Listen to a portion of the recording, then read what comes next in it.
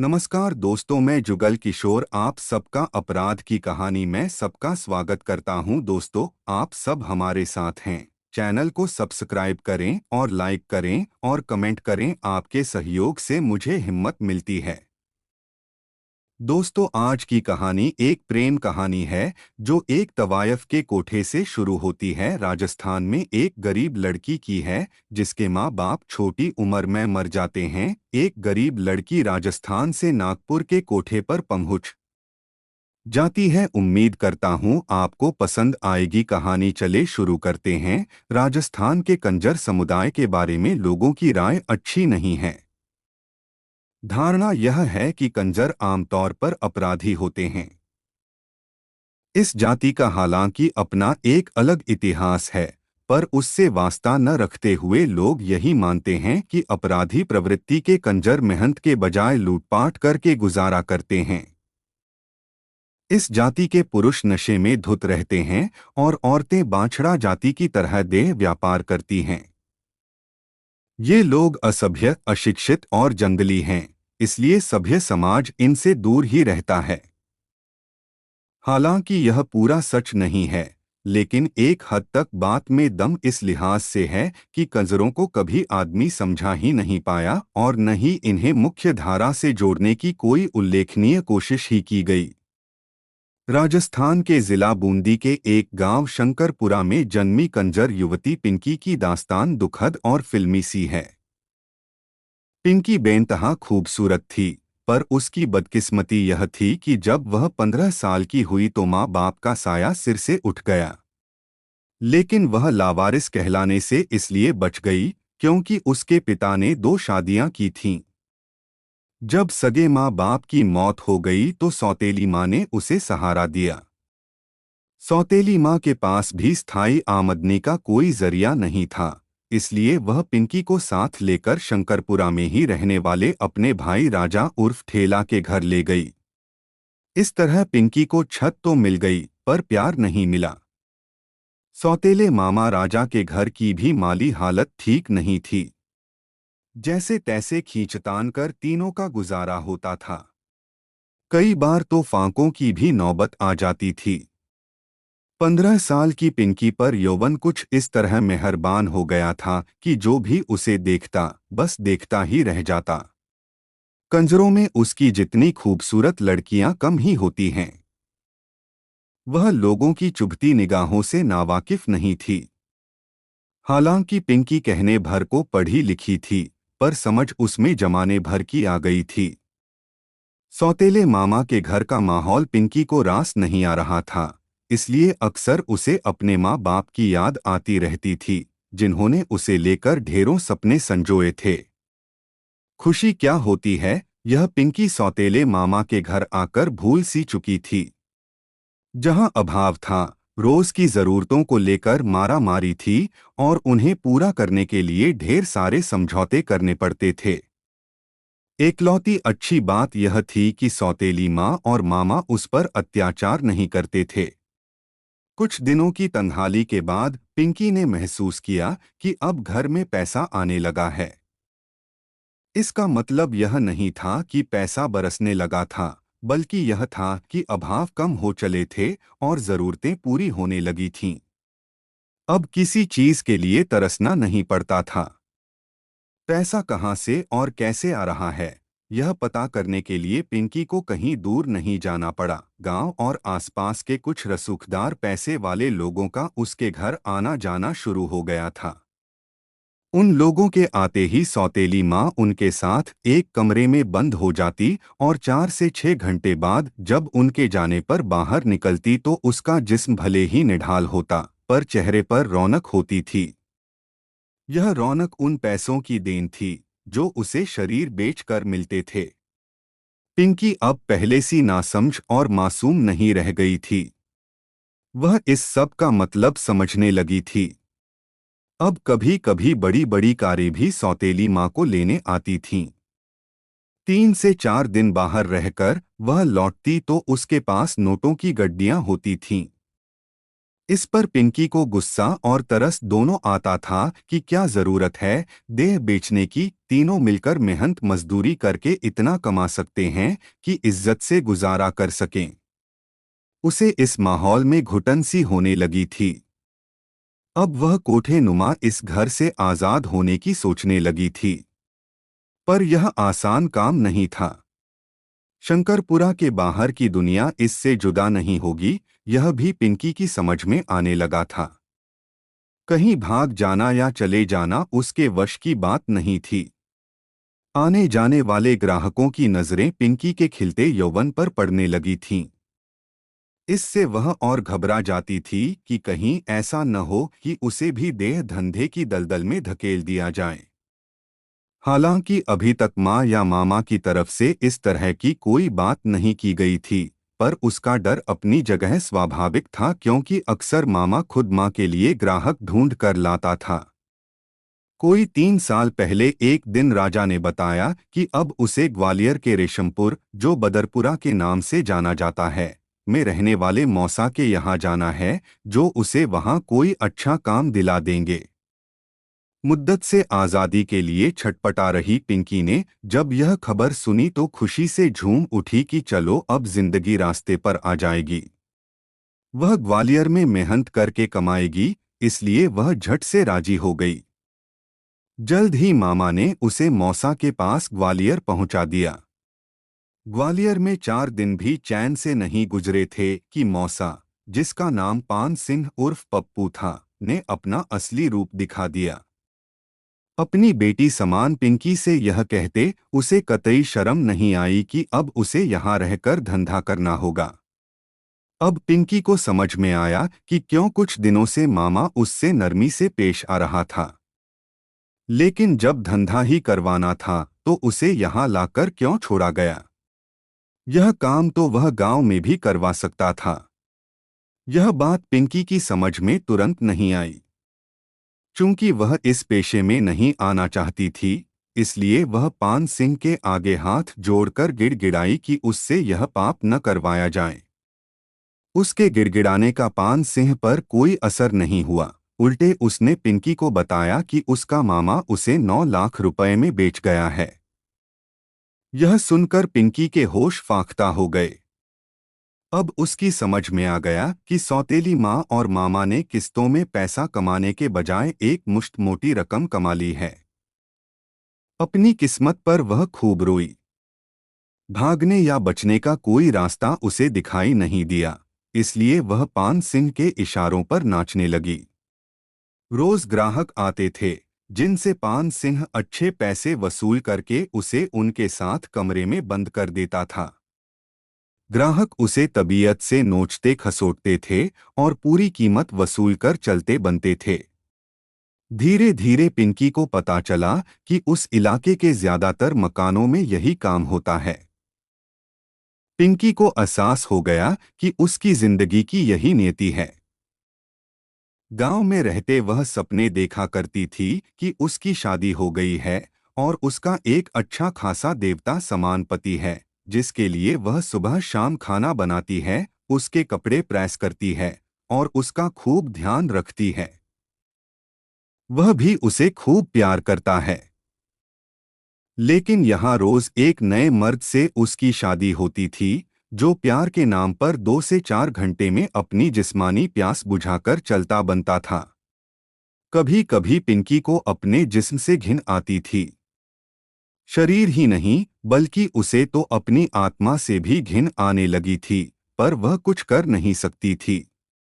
पान सिंह के लिए वह टकसाल या नोट छापने की मशीन थी, जो रोज हजारों रुपए उगलती थी। एवज में उसे अच्छा खाना पानी, कपड़े और कॉस्मेटिक का सामान मिलता था। वह एक ऐसी कठपुतली थी जिसकी डोर रिश्ते के इस मौसा पान सिंह की अंगुलियों में बंधी थी। ग्वालियर में रहते पिंकी ने हजारों ग्राहकों को निपटाया। कुछ ही महीनों में वह एक माहिर काल गर्लिया वेश्या बन गई। उसके भीतर की भोली भाली अल्हड़ लड़की वक्त से पहले ही एक तजुर्बेकार औरत में तब्दील हो गई। वह खुद इस बदलाव को महसूस कर रही थी, पर दिल की बात साझा करने के लिए कोई साथी नहीं था। एक ऐसे मर्द की चाहत उसे हमेशा रहती थी जो ग्राहक न हो, शरीर से परे उसे एक औरत समझे। पर इस धंधे में आमतौर पर ऐसा नहीं होता, इसलिए वह ऐसी बातें सोचने से भी घबराने लगी थी। लेकिन पिंकी की यह गलत फहमी गलत साबित हुई कि 16 से 17 साल की उम्र में ही उसने दुनिया देख ली है। एक दिन पान सिंह ने उसे नागपुर की दो मशहूर तवायफों बंटी और परवीन के हाथों 15 लाख रुपए में बेच दिया। यह सौदा कब और कैसे हो गया, पिंकी को इसकी हवा भी नहीं लगी। देह व्यापार के जिस धंधे की महज साल भर में ही वह खुद को प्रोफेसर समझने लगी थी, वह उसकी नर्सरी क्लास था।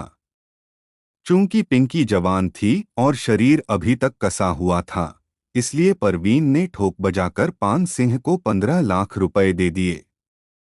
पान सिंह ने उसे बेचकर 6 लाख रुपए का मुनाफा तो कमाया ही, इससे भी ज्यादा उसने साल भर में उससे ग्राहकों के जरिए कमा लिए थे।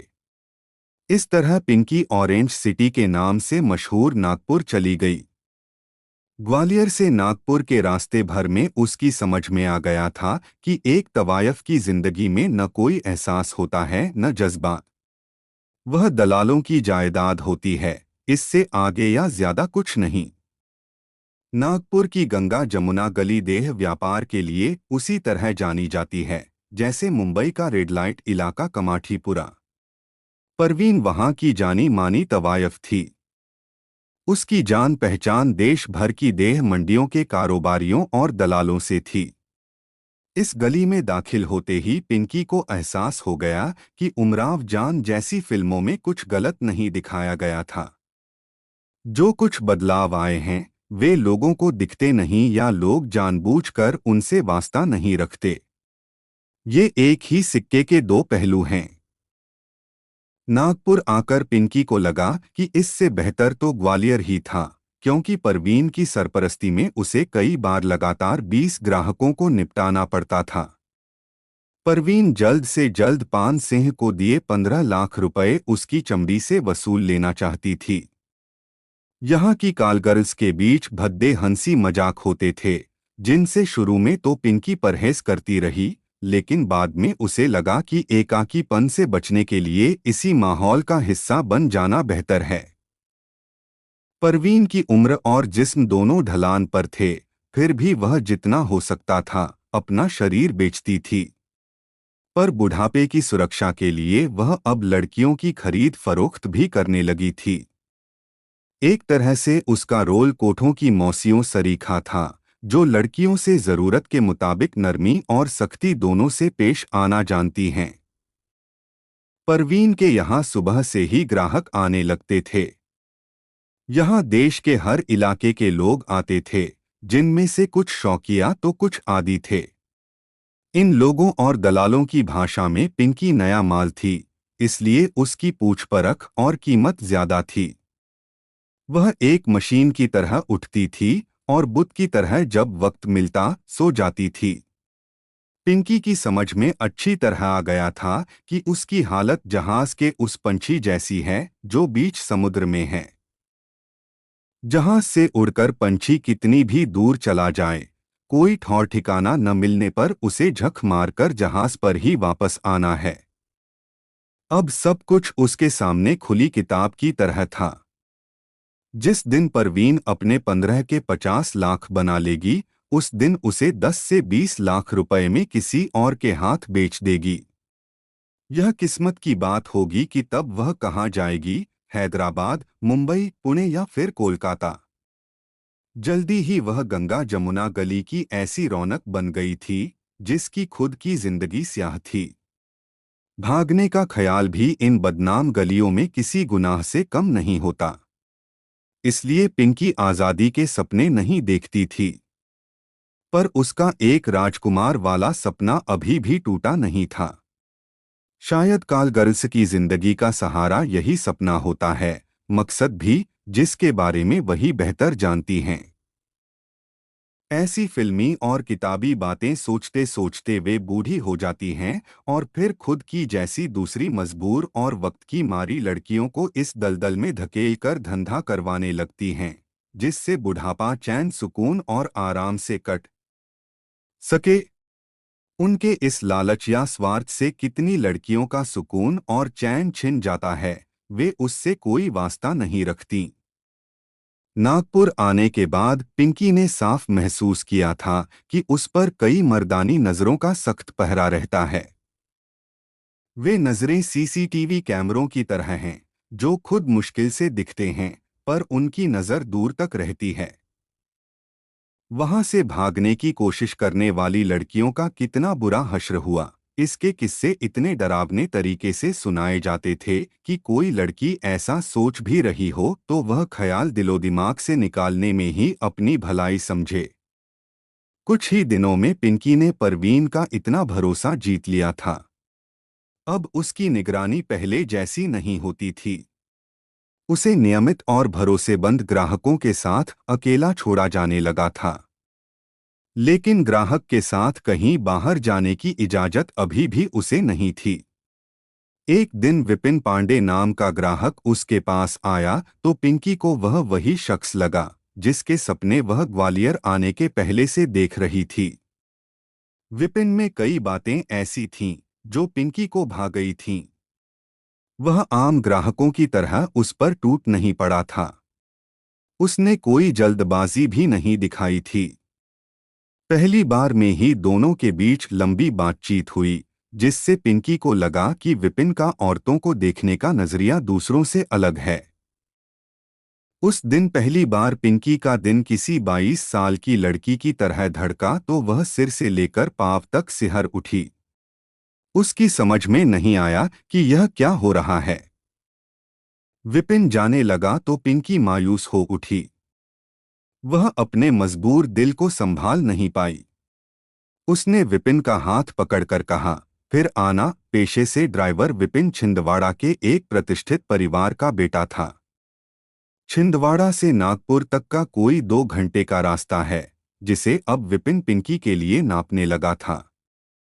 वह अक्सर पिंकी के पास जाने लगा तो पिंकी ने उसे अपनी जिंदगी की कहानी विस्तार से सुना दी, जो राजस्थान के बूंदी जिले के गांव शंकरपुरा से ग्वालियर होते हुए नागपुर के बदनाम इलाके गंगाजमुना गली के उस कोठे पर आकर खत्म होती थी। प्यार अकेली पिंकी को ही नहीं हुआ था, बल्कि विपिन भी उससे प्यार करने लगा था। यह प्यार ठीक वैसा ही था जो सन 1991 में प्रदर्शित महेश भट्ट की देह व्यापार पर बनी फिल्म सड़क में दिखाया गया था। इस फिल्म में नायक संजय दत्त टैक्सी ड्राइवर होता है और मजबूरी की मारी एक कालगर्ल पूजा भट्ट से प्यार कर बैठता है। इस फिल्म में महारानी वाली भूमिका सदाशिव अमरापुरकर ने निभाई थी, जो खूब चर्चित रही थी। यहाँ तो कदम कदम पर महारानियां थीं, लेकिन प्यार भी कहाँ आसानी से हार मानता है। पिंकी और विपिन ने तय कर लिया था कि भागकर शादी कर लेंगे और कहीं भी बस जाएंगे। अच्छी बात यह थी कि विपिन हिम्मत वाला युवक था, जो दूसरों की तरह बदनाम गलियों और इलाकों के गुंडों और दलालों से नहीं डरता था। विपिन के प्यार में डूबी पिंकी भूल गई थी कि तवायफ को प्यार करने की इजाजत न बाजार देता है और न समाज। फिर किसी से शादी करके गृहस्थी बसाना तो कालगर्ल्स के लिए ख्वाब जैसी बात होती है। पिंकी जानती थी कि रसूख वाली परवीन के हाथ बहुत लंबे हैं और उसके संबंध कुछ रसूखदार लोगों से भी हैं। गुंडे और दलाल पालना तो कोठों की परंपरा है, जिनका काम यही होता है कि कोई लड़की कोठों की परंपरा को तोड़कर भागने की कोशिश न करे, और करे तो उसका इतना बुरा हाल करो कि वह दूसरी लड़कियों के लिए सबक बनकर रह जाए। नागपुर में सालों से कोठा चला रही परवीन सिर्फ एक बार ही पीटा एक्ट के तहत गिरफ्तार हुई थी। इससे सहज अंदाजा लगाया जा सकता है कि वह इस कारोबार की कितनी सधी हुई खिलाड़ी थी। कई पुलिस वालों से उसके दोस्ताना संबंध थे। एक दिन परवीन का सारा सयानापन और तजुर्बा धरा रह गया, जब उसके पिंजरे से पिंकी नाम की एक मैना अपने तोते विपिन के साथ भाग निकली। वह 3 मार्च की दोपहर थी, जब हमेशा की तरह विपिन ग्राहक बनकर आया। वह समय परवीन के नहाने का होता था, इसलिए वह विपिन और पिंकी को कमरे में छोड़कर नहाने चली गई। दरअसल भागने की योजना पिंकी और विपिन पहले ही बना चुके थे। पिंकी ने विपिन को बताया था कि गहमा गहमी और दलालों गुंडों की मौजूदगी के चलते रात में भागना कतई मुमकिन नहीं है, इसलिए दिन का समय इसके लिए ठीक रहेगा। उस समय बाजार के ज्यादातर लोग और लड़कियां सोई रहती हैं। पिंकी भागी तो परवीन तिलमिला उठी। न केवल परवीन बल्कि देह व्यापार से जुड़े तमाम लोग हैरान रह गए। चंद घंटों में ही पिंकी के भागने की खबर आग की तरह देह व्यापार के राष्ट्रीय बाजार में फैल गई। फिर तो परवीन के गुर्गों ने उसे शिकारी कुत्तों की तरह ढूंढना शुरू कर दिया। दो दिलों में प्यार का जज्बा एक बार पैदा हो जाए तो उसे रोका नहीं जा सकता। यही पिंकी और विपिन के साथ हुआ था। दोनों ज्यादा दूर नहीं भागे। उन्होंने नागपुर से 100 किलोमीटर दूर मुल्ताई के कोर्ट में शादी कर ली। मुल्ताई बैतूल जिले की तहसील है। आदिवासी बाहुल्य यह शहर ताप्ती नदी के किनारे बसा है। मुद्दत बाद पिंकी को नरक से छुटकारा मिला था। वह तो हार मार चुकी थी, लेकिन विपिन की मर्दानगी और मोहब्बत ने उसे नई जिंदगी दी, इसलिए वह उसे दिल ही दिल में देवता का दर्जा दे चुकी थी। किसी तवायफ को जीवन संगिनी बनाने का फैसला भी कोई आम आदमी नहीं कर सकता। दूसरी ओर परवीन घायल शेरनी की तरह अपनी शिकस्त और लापरवाही पर तिलमिला रही थी।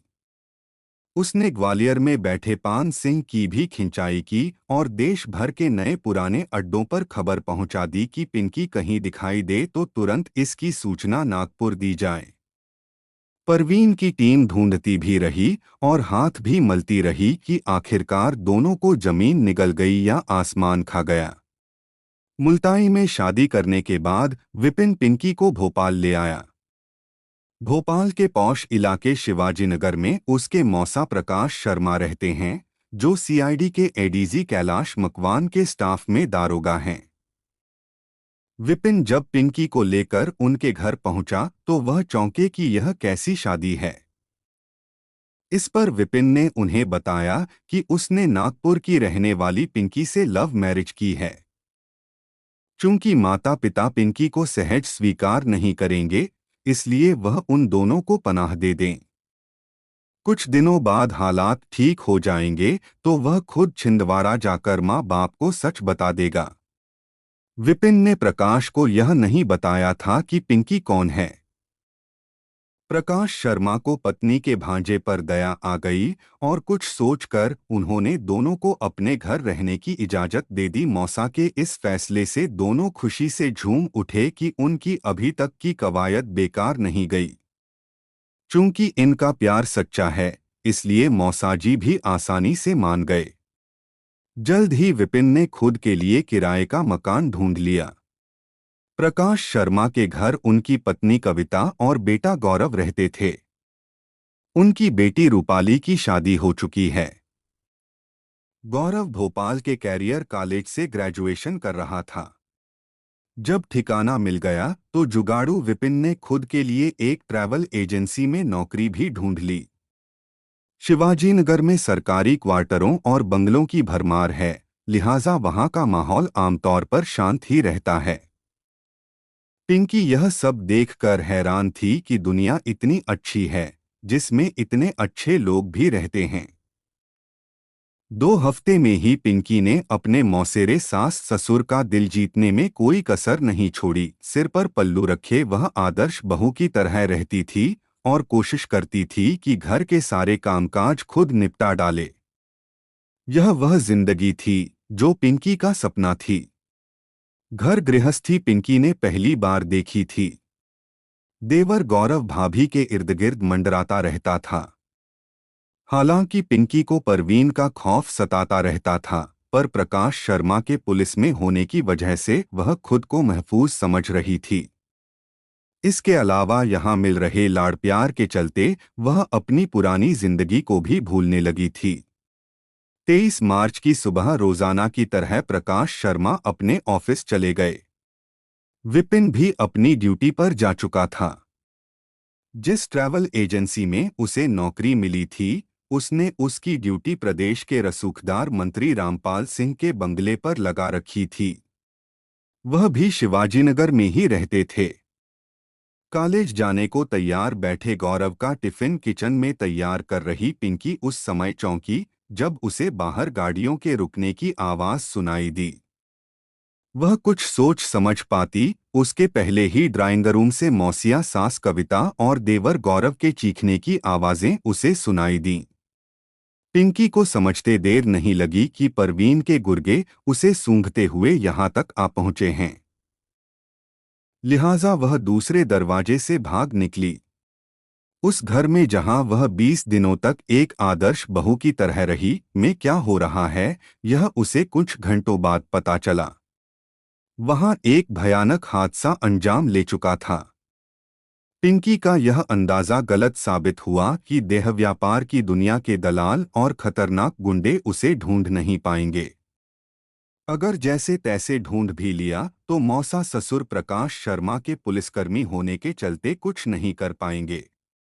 उस दिन एक टवेरा और एक स्कॉर्पियो प्रकाश शर्मा के घर के बाहर आकर रुकी। एकदम फिल्मी स्टाइल में धड़ाधड़ 14 लोग उनमें से निकले, जिनमें 4 महिलाएं भी थीं। सभी सीधे उनके घर में दाखिल हो गए। वे लोग विपिन और पिंकी को ढूंढ रहे थे। एकाएक कुछ लोगों को आया देख कविता और गौरव हकबका गए कि ये लोग कौन हैं और क्या चाहते हैं।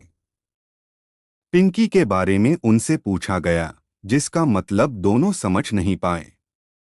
आगंतुकों ने पूरा घर छान मारा पर पिंकी नहीं मिली। वे गौरव और कविता को मारने लगे। दोनों चिल्लाए तो आस पड़ोस के लोग इकट्ठा हो गए। माजरा क्या है, यह किसी की समझ में नहीं आ रहा था। आखिर इतनी सुबह सुबह शिवाजीनगर जैसे शांत इलाके में कुछ गुंडे बदमाश एक पुलिस वाले के घर घुसकर गदर क्यों मचा रहे हैं। बदमाशों ने गौरव को काबू करके गाड़ी में बिठाया और जाते जाते कविता को धमकी दे गए कि विपिन को भेजकर अपने बेटे को ले आना। उनके जाते ही न केवल शिवाजीनगर बल्कि पूरे भोपाल में कोहराम मच गया कि दिनदहाड़े एक पुलिस वाले का बेटा अगवा कर लिया गया। मामला खुद के विभाग के मुलाजिम का था, इसलिए पुलिस तुरंत हरकत में आ गई। गाड़ियों के नंबर चूंकि एक किशोर ने नोट कर लिए थे, इसलिए उसका काम एक हद तक आसान हो गया था। भोपाल के चारों तरफ नाकाबंदी कर दी गई। जल्दबाजी में बदमाश गौरव के मोबाइल से बेखबर थे, इसलिए उसके जरिए पुलिस को उनकी लोकेशन मिल रही थी।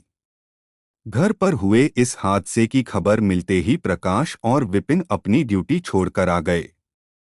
इसके बाद विपिन के सच बताने पर सारी कहानी सामने आई कि उन बदमाशों का मकसद क्या था। मामला वाकई गंभीर था, जिसमें बदमाश गौरव को किसी भी तरह का नुकसान पहुंचा सकते थे। इसलिए पुलिस के सामने यह चुनौती पेश आ गई कि कैसे भी गौरव को सकुशल उनके चंगुल से छुड़ाया जाए। गौरव के मोबाइल की लोकेशन से पता चला कि बदमाशों की गाड़ियां नरसिंहगढ़ और कुरावर मंडी की ओर जा रही हैं। यह रास्ता राजगढ़ होते हुए राजस्थान की तरफ जाता है। पुलिस वालों ने फुर्ती दिखाते हुए कुछ ही घंटों में नरसिंहगढ़ और कुरावर के बीच मलावर थाने के पास बदमाशों की गाड़ियों को घेर लिया, जो बदमाशों के लिए अप्रत्याशित था। खुद को घिरा देखकर बदमाशों ने गौरव को गाड़ी से धकेलकर भागने की कोशिश की, लेकिन कामयाब नहीं हो पाए। गौरव को पुलिस ने अपनी गाड़ी में बिठाया और कुछ दूर जाकर बदमाशों को समर्पण करने पर मजबूर कर दिया। गिरफ्तार हुए अपराधियों में पिंकी के मौसा पान सिंह के अलावा राम सिंह, हर्ष, राहुल, चैन सिंह, मंगल सिंह और हरीश ग्वालियर के थे, जबकि आशा, मौसमी और विचाराम राजस्थान के थे। नागपुर के जो लोग पकड़े गए थे, उनके नाम मोहम्मद सादिक, जगन, कविता और प्रवीण थे। जाहिर है देह व्यापार से जुड़े 3 राज्यों के दलाल एकजुट होकर पिंकी और विपिन को पागल कुत्तों की तरह ढूंढ रहे थे। आखिर उन्होंने देश भर में फैले नेटवर्क के जरिए विपिन के बारे में सारी जानकारियां जुटा ही ली थीं।